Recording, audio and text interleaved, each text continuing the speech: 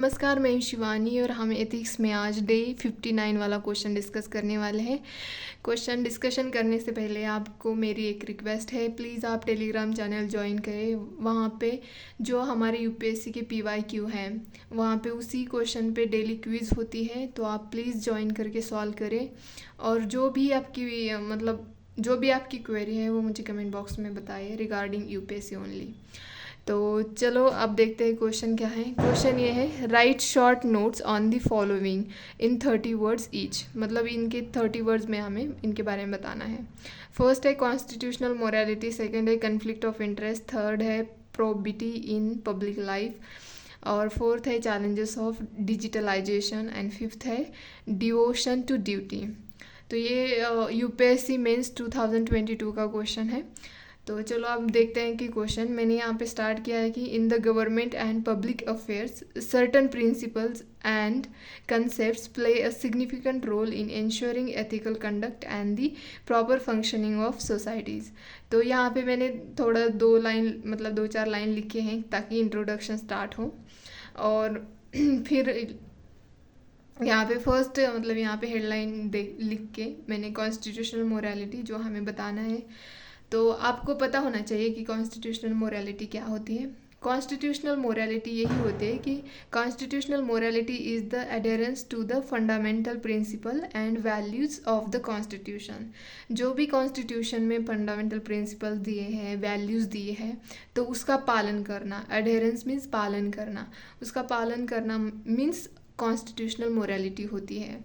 तो यहाँ पे मैंने एग्जांपल लिखा है कि the Supreme Court allowed women to enter Sabarimala temple. अगर देखा जाए ऐसे तो वहाँ पे भी एक सोशल मोरालिटी आती है। जैसे कॉन्स्टिट्यूशनल मोरालिटी है वैसे सोशल मोरालिटी थी, मतलब है। सोशल मोरालिटी के अकॉर्डिंग जो वुमेन है वो सबरीमाला टेम्पल में उनको एंटर करना अलाउड नहीं था। लेकिन जब कॉन्स्टिट्यूशनल मोरालिटी को अपहेल्ड कर दिया सुप्रीम कोर्ट ने, तो अब सोशल मोरालिटी वहाँ पे नहीं चलेगी ना, कि लोग क्या कहते हैं, लोगों के जो भावना है उसके अकॉर्डिंग क्या है। तो अब वुमेन को वहाँ पे सबरीमाला टेम्पल में अलाउड है, क्योंकि कॉन्स्टिट्यूशन में अगर नहीं अलाउड किया जाता तो फंडामेंटल राइट्स का हनन होता। जैसे कि आर्टिकल 14 राइट टू इक्वालिटी, इसका भी हनन हो जाता। लाइफ टू डिग्निटी, ये सारे जो फंडामेंटल राइट्स हैं इनका हनन होता। तो इसीलिए ये कॉन्स्टिट्यूशनल मोरालिटी के अगेंस्ट होता। तो इसलिए सुप्रीम कोर्ट ने यहाँ पे वुमेन को अलाउड कर दिया।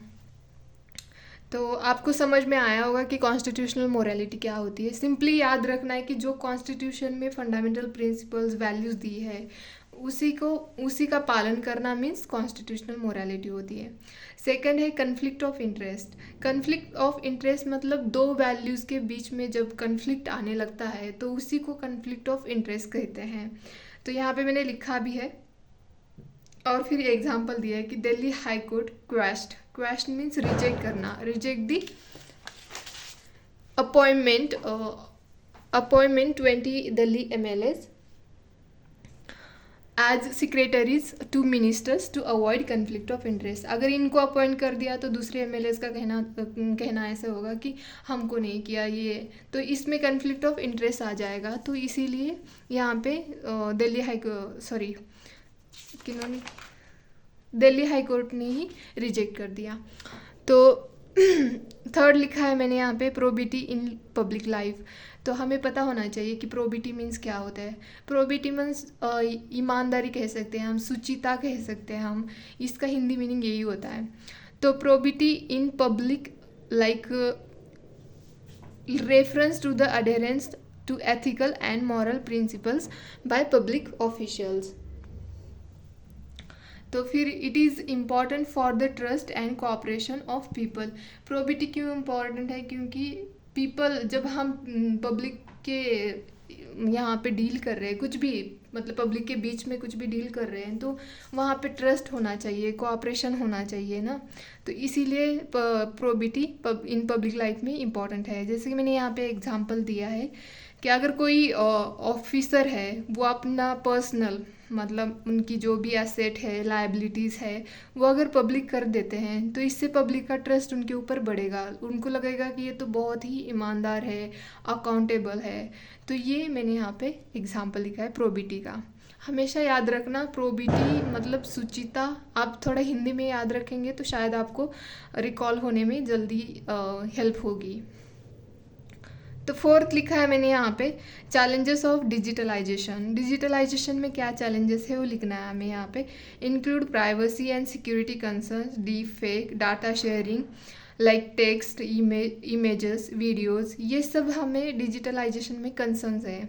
और यहाँ पे मैंने एग्जांपल लिखा है कि जब पैंडमिक मतलब कोविड-19 पैंडमिक आया था उसके बाद से ही मतलब ये ज़्यादा साइबर अटैक हो, साइबर थ्रेट्स हो, जो कंसर्न्स है हमारे वो ज़्यादा उभर के आए हैं।